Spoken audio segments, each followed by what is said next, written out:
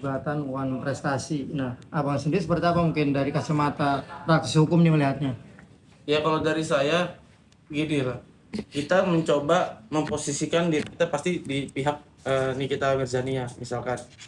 Berarti ketika kita melangkah hukum itu memang betul langkah itu namanya strategi, betul Bang.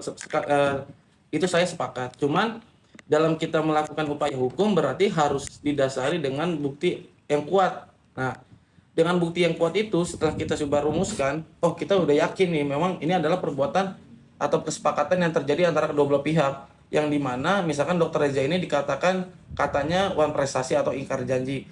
Ketika saya udah yakin, harusnya ketika saya sudah mendaftarkan, berarti saya sudah yakin tanpa harus mencabut. Jadi kesimpulan dari saya kemarin memang sudah diklarifikasi oleh pihaknya Nikita Mirzani dengan kuasa hukumnya yang bilang bahwa pencabutan perdata itu dikarenakan memang atas keinginan Nikita Mirzani sendiri dengan alasan dia mau fokus terhadap kasus pidananya.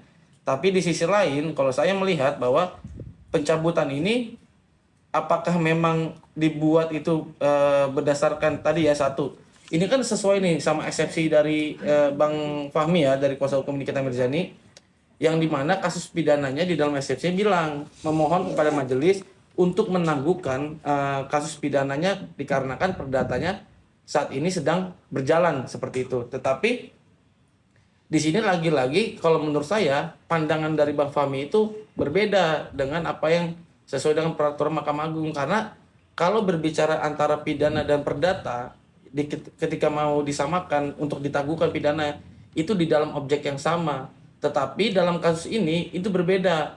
Kalau yang di dalam perdatanya itu dikatakan adalah sepakatan yang dalam kesepakatan itu, tetapi dengan yang pidananya ini adalah perbuatan bagaimana bisa terciptanya suatu kesepakatan. Nah, beda kan? Jadi beda nih.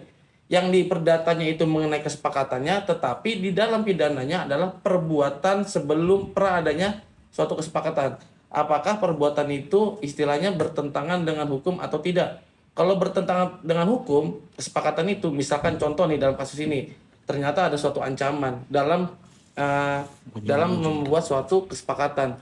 Berarti yang diuji adalah kesepakatannya dulu nih caranya.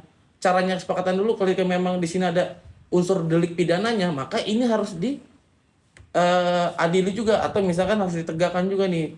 Bagaimana benar nggak nih unsur deliknya ada atau tidak gitu. Jadi beda konteks. Jadi memang salah kalau buat saya langkah dari Bang Fahmi mengajukan upaya gugatan perdata. Sedangkan di dalam pidananya yang sendiri yang diduga dengan melakukan suatu tindak pidana pemerasan ini belum dibuktikan ataupun belum dibantah secara hukumnya. Itu sih. Oke, Bang, berarti langkah ini kita mencabut gugatan prestasi itu sebenarnya udah tepat atau justru salah langkah atau seperti apa? Atau lebih baik sekarang daripada nanti malu ketika mungkin ditolak atau Kalau saya bilang, melihatnya? kalau saya bilang ya memang sudah tepat lah dia untuk mencabut, karena apa yang sebagaimana alasan dari pihak Nikita Mirzani pencabutan itu karena didasari, kalau memang betul didasari atas untuk fokus dalam satu kasus perkara yaitu dalam pidananya, ya nggak apa-apa, itu malah bagus. Jadi nanti baik itu energi, tenaga, materi dan sebagainya memang dituangkan di dalam kasus pidananya gitu. Tetapi cuma jadi catatan, jangan yang penting jadi catatan di sini adalah bisa nggak dari pihak Nikita Mirzani membantah dari surat dakwaan jaksa penuntut umum yang mengatakan bahwa di situ ada suatu unsur delik di mana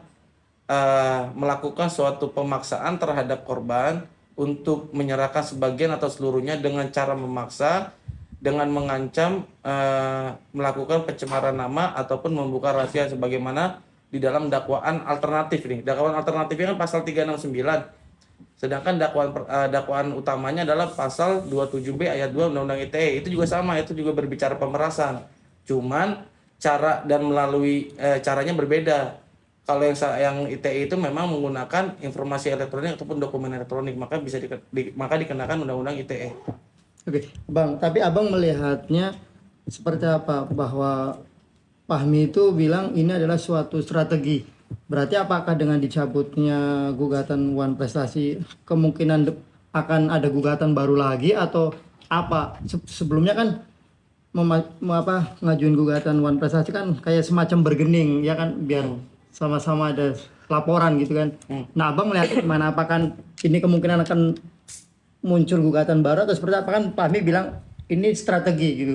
Ya Apa mungkin sebenarnya apa? pencabutan itu kalau buat saya itu bukan salah satu bentuk strategi. Seharusnya kalau memang strategi dia tetap harus konsisten di dalam satu kasus perdatanya. Contoh, misalkan dia sudah nih, oh strategi saya kan ini sejalan ya sama omongan Bang Fahmi. Ketika Bang Fahmi bilang di dalam suatu banyak acara atau media, dia menyatakan bahwa saya mengajukan timing untuk mengajukan gugatan ini di saat memang berkas itu sudah dilimpah ke P21 di kejaksaan, maka itu dia ajukan gugatan itu agar eh, kesalahan-kesalahan yang dilakukan oleh jasa penuntut umum bisa dituangkan di dalam baik itu dari gugatannya maupun nanti di eksepsinya gitu kan, karena katanya ini salah atau misalkan pasal 369 dipakai terus menggantikan 368 dan sebagainya. Cuman intinya kalau buat saya strateginya sebenarnya harusnya di awal. Ini bukan strategi pencabutan, tetapi kalau memang ditanya apakah bisa mengajukan upaya lagi dalam kasus perdata, pasti saya jawab bisa gitu kan, karena memang di perdatanya pun belum masuk dalam pokok perkara nih, selama itu memang belum masuk dalam pokok perkara. Cuman yang jadi poin menggelitik buat saya adalah kenapa ini harus dicabut gitu kan, sedangkan statement dari Bang Fahmi sendiri maupun dari Nikita Mirzani selalu menyatakan bahwa ini adalah kesepakatan. Kalau memang dia pede dengan kesepakatan, harusnya itu nggak usah dicabut. Ini kalau saya ya, kalau jadi mereka, saya nggak akan cabut, saya akan terus tuh hajar di kasus perdatanya. Saya buktikan, saya kasih tahu ke majelis ini adalah sepakat. Jadi ingkar janji mereka ini tergugat ini buktinya, ini faktanya, ya kan? Jadi saya berpikir kenapa ini dicabut? Apa jangan-jangan karena memang proses mediasinya kemarin itu gagal atau bagaimana ini? Karena memang dikatakan gagal lalu tidak terjadinya suatu perdamaian lalu yaudah cabut, dia fokus ke pidananya, kan nggak gitu jadinya. Emang ada peluang bang di dalam kasus Wan Prestasi yang diajukan itu untuk Nikita, ada peluangkah dari situ bang? Ya kalau saya lihat dari sesuai fakta yang ada tertuang di dalam dakwaan ya, baik lagi itu nggak, buat saya susah lah buat membuktikan, karena ya ini bukan karena berarti saya ini, tapi memang saya berbicara sesuai apa adanya nih. Di dalam dakwaan itu jelas bahwa ada unsur delik ketika misalkan si Mail menghubungi Dr. Reza dengan kata-kata seperti apa yang dituang di dalam dakwaan dari tanggal 3 November di bulan November itu. Nah, ketika dikatakan suatu kesepakatan, ketika itu tidak tertulis, seperti apa yang disampaikan para senior saya nih, mungkin sudah menyatakan ini sebelumnya, bahwa yang namanya kesepakatan tertulis itu nanti susah banget dibuktikan di persidangan, itu sulit. Jadi jarang sekali suatu kesepakatan yang hanya sebatas lisan bisa dibuktikan dalam persidangan, karena memang faktanya itu akan menjadi suatu hal yang menyulitkan lah, baik itu dari sisi tergugat, penggugat maupun dari hakim itu sendiri. Ya pasti sulit lah kalau cuma hanya sebatas lisan pembuktiannya. Oke, tapi apa perjanjian sebatas lisan sulit dibuktikan, tapi sah secara hukum nggak sih kalau dibuktikan dengan bukti objektif dan subjektif, sah nggak? Ya, betul sah. Kalau namanya kesepakatan sebagaimana di pasal 1320 KUH Perdata, syarat sah perjanjian itu ataupun definisi dari perjanjian itu memang hal yang sifatnya kesepakatan antara kedua belah pihak baik lisan maupun tertulis. Jadi selama itu bisa dibuktikan, ya itu mengikat kepada para pihak, undang-undang untuk para pihak gitu. Bang, Satu lagi bang terakhir, ini kan banyak juga spekulasi warganet netizen yang mendukung Nikita bahwa mereka itu optimis Nikita bebas. Sebenarnya secara hukum abang menganalisa ini dari awal persidangan sampai kemarin eksepsi, abang melihatnya seperti apa? Emang ada peluang nggak sih artinya bebas atau seperti apa abang melihatnya? Oke, terkait harapan ya netizen, yang mungkin terkait harapan itu sah-sah aja lah, netizen itu namanya berharap. Misalkan netizen mengidolakan sosok seorang Nikita Mirzani yang misalkan oke lah ada sisi baiknya, dia itu sering berbagi dan sebagainya, sah-sah aja. Berdoa untuk kebaikan Nikita Mirzani pun nggak masalah buat pendukungnya. Tetapi dalam ranah konteks hukum kita nggak berbicara soal masalah perasaan. Kan waktu kemarin jaksa juga sempat nyindir tuh di dalam tanggapan penuntut umum atas eksepsi dari kuasa hukum.